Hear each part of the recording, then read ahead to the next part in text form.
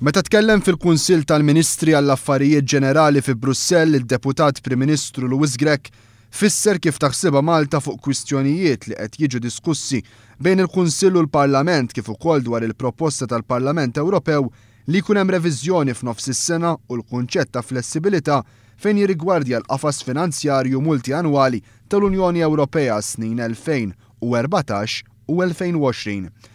Dwar il-kunċett ta' flessibilità, Louis Grech qal illi Malta kienet taqbel ma' dan il-kunċett fis-sens illi l-proċeduri għandhom jaħsbu biex fondi li ma jkunux użati jiġu trasferiti għas-sena ta' wara. Iżda huwa insista li Malta kienet kontra l-klawżola ta' reviżjoni obbligatorja.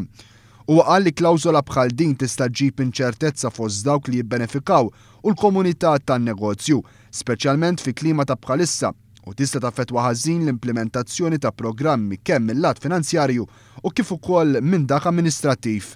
Dwar l-enerġija, Louis Grech qal li hemm bżonn li tingħata attenzjoni partikolari f'ċertu pajjiżi bħalma huma Gżejjer biex ikun assigurat illi ma tonqos il-provvista u l-ebda pajjiż ma jispiċċa iżolat.